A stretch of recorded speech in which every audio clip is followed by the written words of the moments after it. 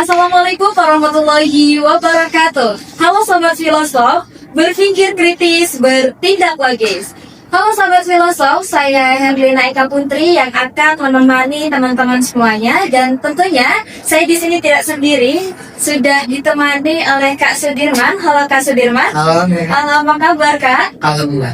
Alhamdulillah. Ya mungkin buat Kak Sudirman silahkan untuk memperkenalkan diri karena mungkin teman-teman di luar sana masih ingin tahu siapa Kak Sudirman gitu. Halo Sobat Filosof, Assalamualaikum warahmatullahi wabarakatuh. Wah. Perkenalkan, nama saya Sudirman. Saya mahasiswa Akidah Filsafat Islam UM Sultan Maulana Hasan Banten semester 7, yang mana saya berdomisili di Rangkas Bitung. Terima kasih. Oke, baik Sobat Filosof, pada podcast kali ini kita akan ngobrol santai ya. Dan tentunya obrolan kita pada kali ini tidak kalah seru dan menarik ya Kak. Karena mengenai apakah AI bisa berpikir, filosofi kesadaran artifisial. Dan mungkin teman-teman di luar sana juga banyak yang bertanya mengenai hal ini. Nah, mungkin menurut Kak Sudirman, mengenai hal ini dan juga pandangan filosofis, bagaimana pandangannya Kak? Silahkan. Oke, baik Sobat Filosof, dimanapun berada, menarik sekali. Sekarang ini kita berbicara bagaimana apakah AI bisa berpikir, pandangan kesadaran filosofi artifisialis. Menarik sekali, Kak. Iya. Ini saya satu mahasiswa filsafat Islam. Tentunya saya juga sudah beberapa kali saya berdiskusi dengan teman-teman bagaimana perkembangan AI ini sekarang sangat besar.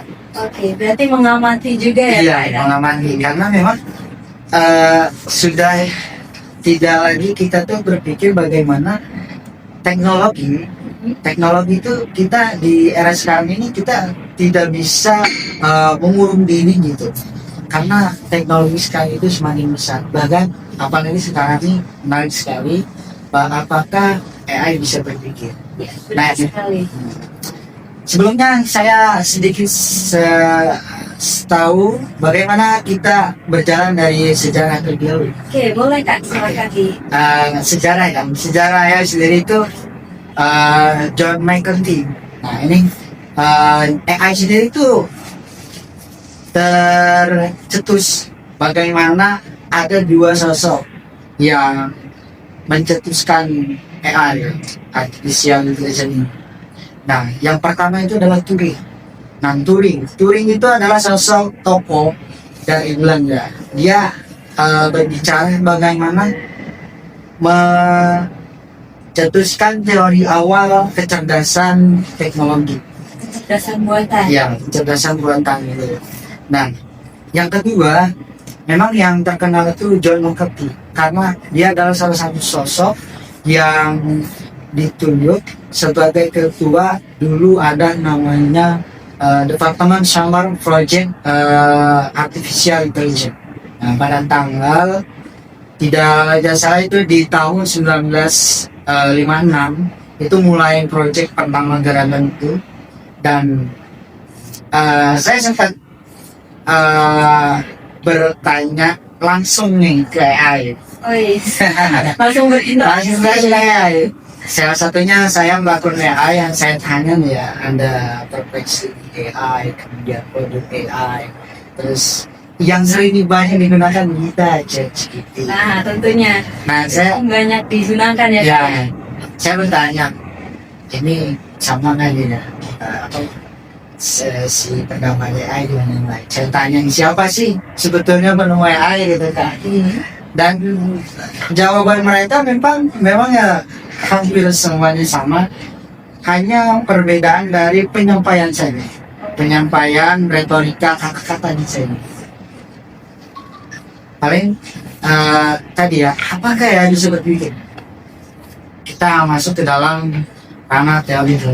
Iya. Apalagi kita kan sebagai mahasiswa filsafat, nah kita harus banyak menyadari dan kesadaran ini harus kita kritisi. Apalagi sekarang AI gitu kan. Iya. kita harus pinter-pinter lah ya di era AI saat ini. Nah itu dia. Nah, masuk lagi ke tadi. Nah, AI apakah bisa berpikir? Nah, ada salah satu tokoh David Cameron namanya. Dia merupakan salah satu pengembang AI juga. Nah, dia salah satu tokoh filosof juga. Dia salah satu tokoh filosof yang memang pro dengan AI. Dia memandangkan bahwasanya AI itu merupakan alat yang bisa berpikir. Ini pandangan dia ya. Dari Cameron. Oke. Pandangan dia.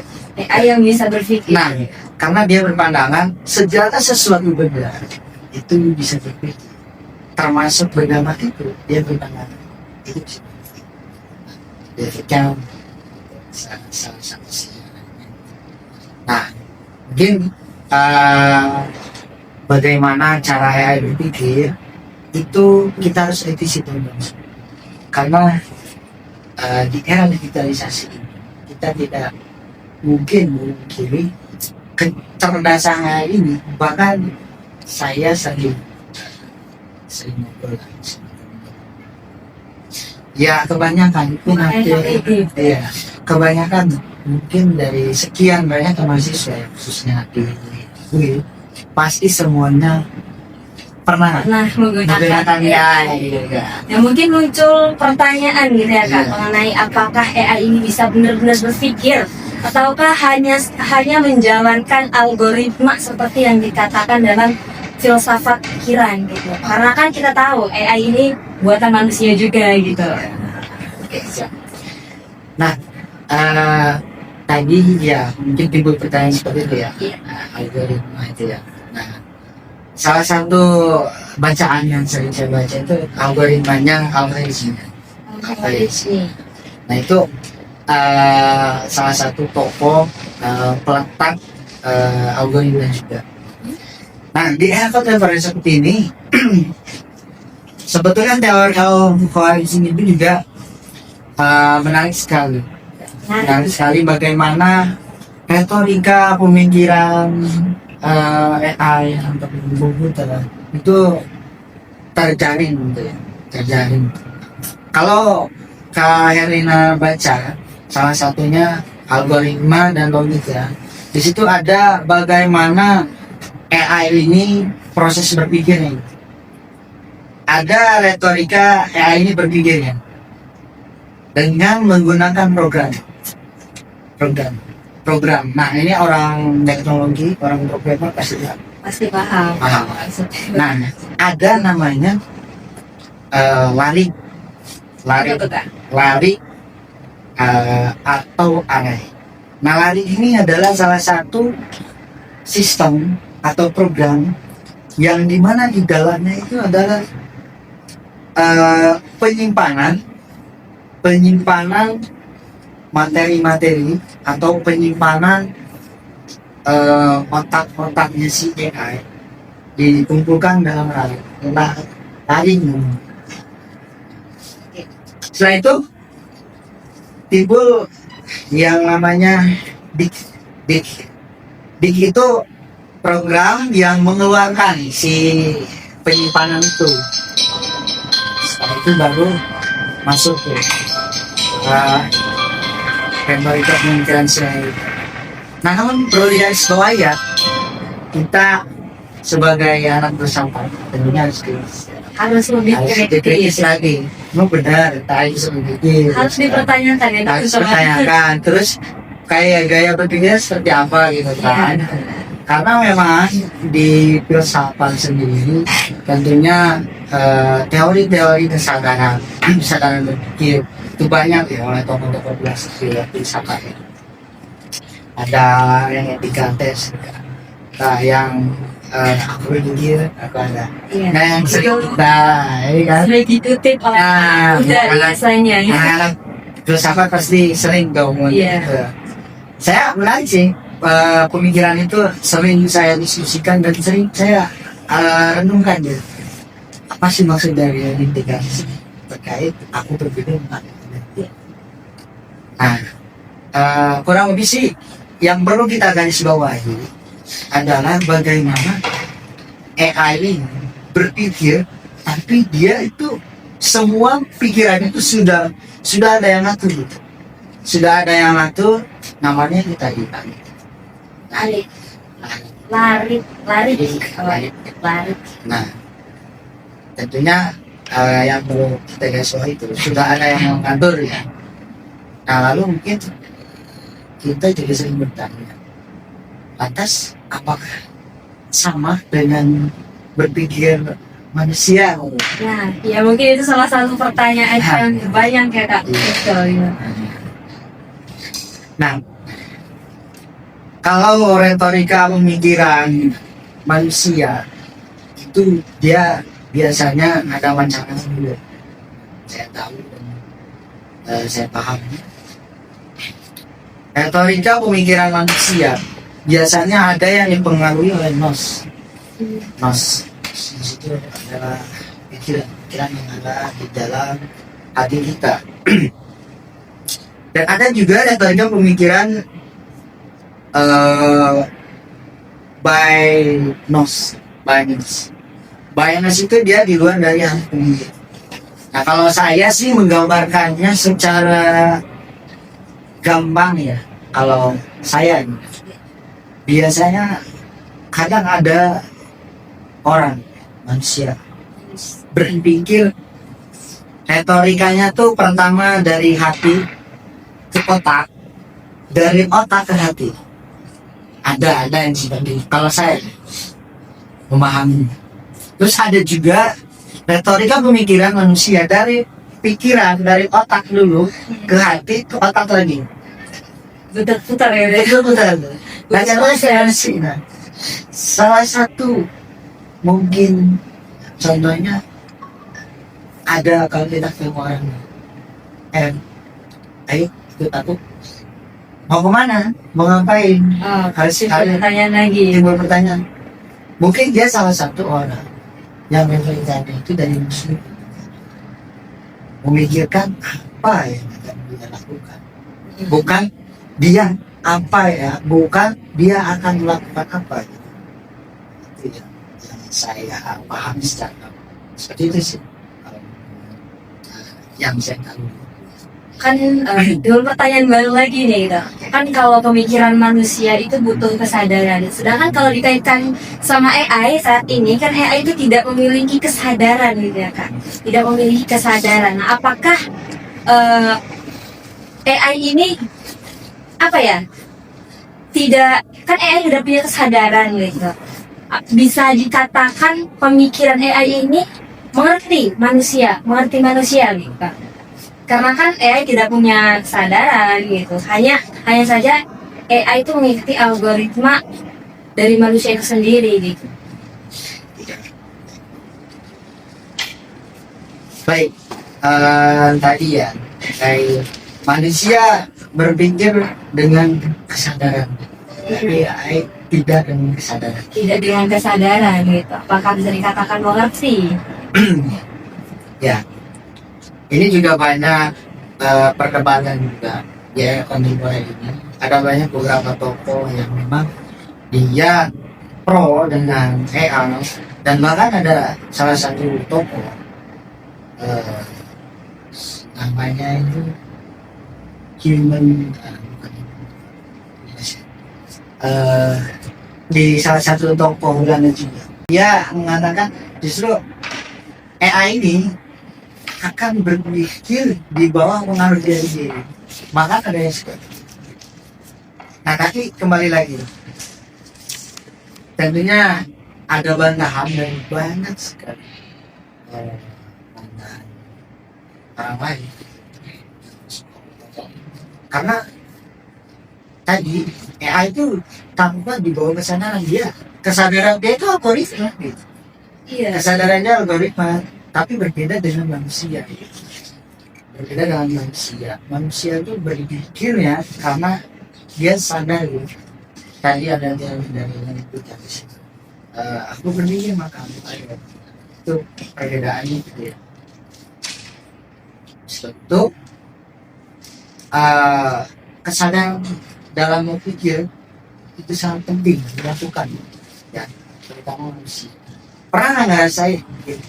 Saya pernah baca buku. Judulnya itu eh, aku berpikir ketika bangun tidur. Agak menarik tuh.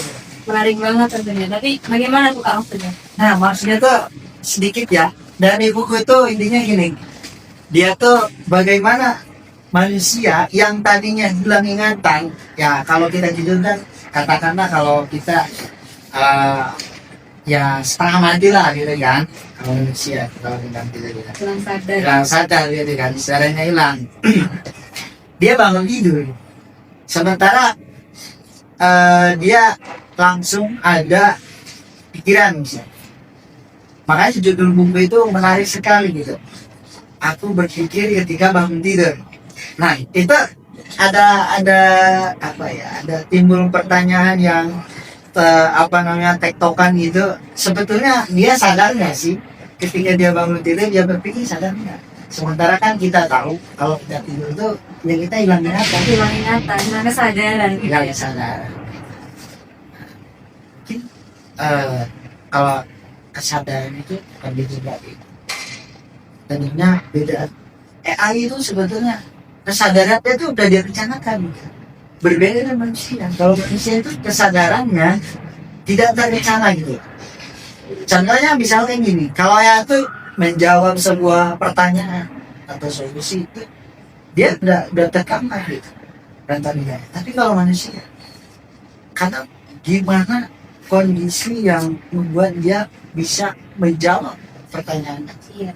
Kadang disibukkan dengan rasa bingung kita, pikiran bingung kita juga Iya. kalau manusia. Sedangkan Kalau AI kan sudah terancang gitu. terancam. Contohnya gini, kalau ke manusia, kalau saya bertanya ke kayak gini, apakah kamu sudah mandi? Kamu mandi di mana? Itu kalau pertanyaan dengan cepat mungkin hanya ini yang tinggi bisa. Nah, sebetulnya AI itu di kesadarannya itu algoritma itu ya. Tapi kalau manusia kesadarannya dari pastinya itu seperti itu. Nah, mengenai hal ini kan tadi sudah dibahas ya Kak. Ada yang berpendapat bahwasanya AI itu akan berpikir pada saatnya nanti gitu. Iya. Nah, mengenai hal ini bagaimana nih Kak cara kita membedakan AI yang benar-benar berpikir dan AI yang hanya meniru cerdasan? Cara membedakan. Iya, karena ya mungkin kita masih agak sulit gitu ya untuk membedakan hal ini. Menurut pandangan Kak sendiri itu bagaimana? Bisa nggak sih sampai terjadi seperti itu juga gitu? Oke. Cara membedakan gitu ya.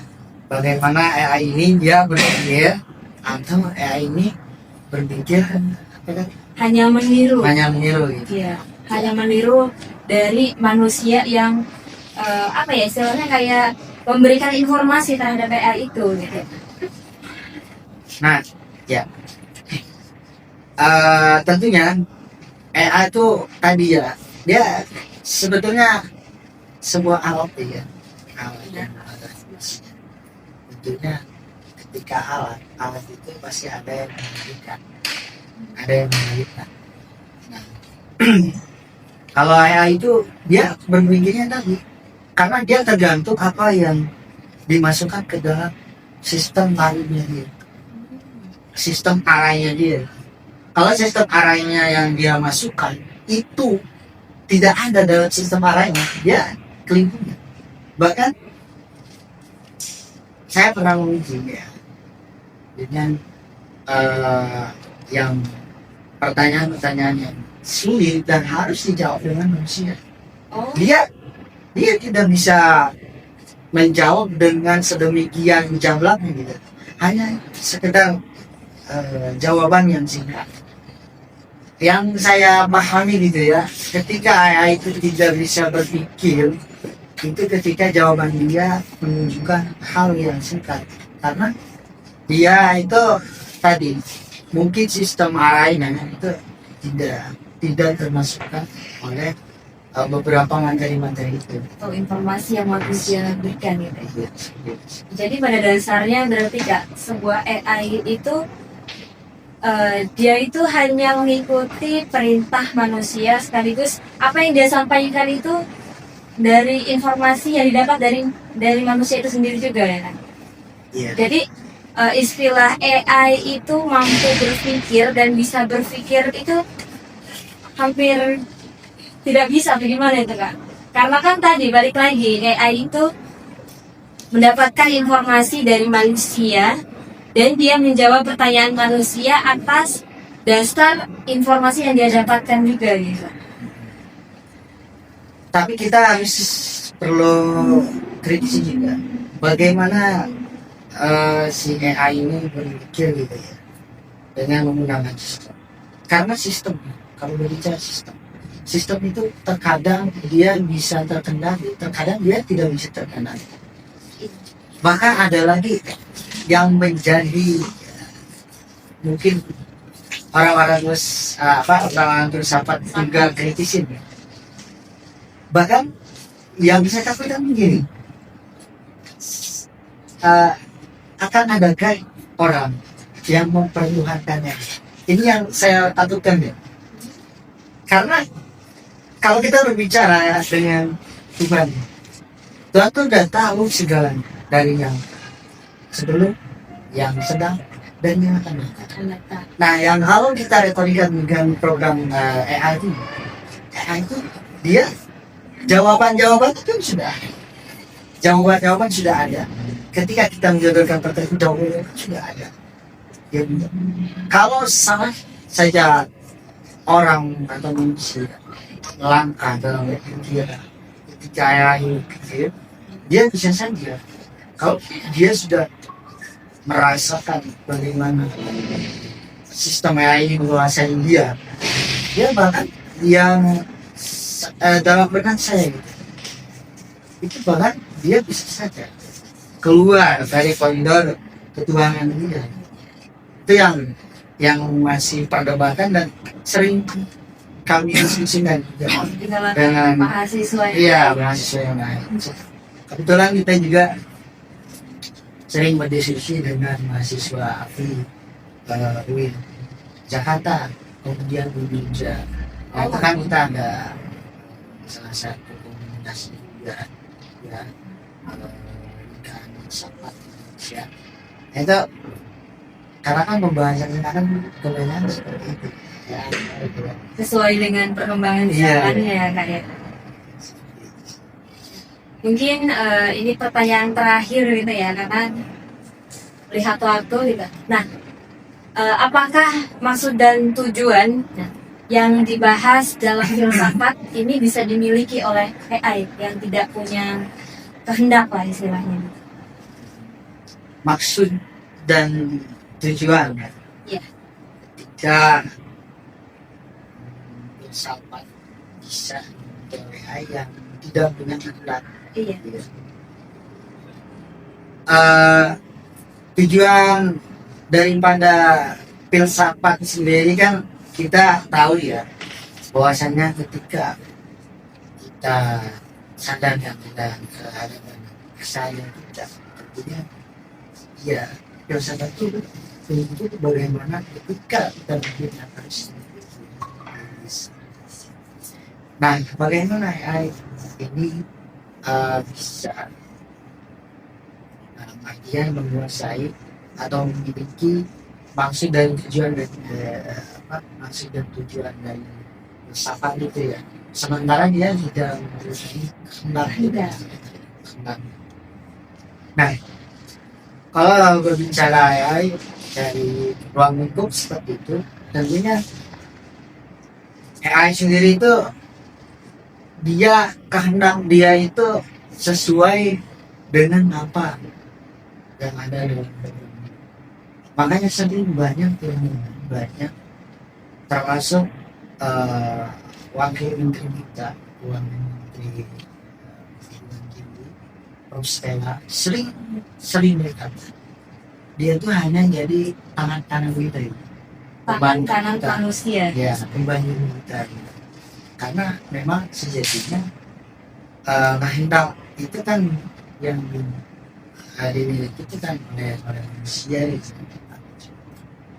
Tapi kembali lagi kepada bagaimana kita sebagai manusia sebenarnya itulah yang mempunyai tujuan dan kehendak yang kita akan laksanakan, yang tahu itu kita. Nah, sementara AI itu tidak mempunyai kehendak tadi, dia berpikir karena sudah dengan program, Sudah terprogram ya Kak. Nah, mungkin ya, apakah ada yang disampaikan lagi Kak sebelum kita closing statement itu? siang pada mahasiswa API ya, di UIN Soekarno Hatta. Tentu kita tidak bisa menjauh dari AI sekarang, Ya, benar sekali. dan kita tidak bisa juga menafikan AI karena menurut saya AI ini sebetulnya kalau kitanya menguasai, kalau kitanya bisa menggunakan dengan Dengan catatan dengan catatannya ya, dengan konsepsi yang ada dalam diri kita sendiri, tentunya ini akan berpengaruh besar dan akan bisa bukan malah kebalikannya, kita yang diperdayakan oleh AI, tapi sebaliknya harus kita yang memberdayakan. Jangan seperti itu. Apalagi terlebih kita mahasiswa, dan dengan segala ya tugas-tugas segala macam, pastilah kita tidak melakukan AI. Tapi tentu kita yang harus menguasai si AI itu. Kita harus yang memberdayakan AI itu, bukan dia yang memberdayakan AI. Jangan sampai kita terperdaya oleh AI itu sendiri ya Kak. Nah, mungkin sambil kelosol, sebelumnya saya ucapkan terima kasih kepada Kak Sudirman yang sudah memenuhi undangan kita pada hari ini untuk mengisi podcast kita pada hari ini. Nah, buat teman-teman semuanya, dari obrolan kita tadi semoga memberikan manfaat dan pengetahuan buat teman-teman semuanya di luar sana. Terima kasih Kak, saya ucapkan terima kasih, dan terima kasih buat teman-teman semuanya yang sudah menonton video kita pada hari ini. Cukup sekian dari saya, Herlina Eka Putri, yang sebagai host pada podcast kali ini. Terima kasih. Wassalamualaikum warahmatullahi wabarakatuh. Waalaikumsalam warahmatullahi wabarakatuh. Terima kasih.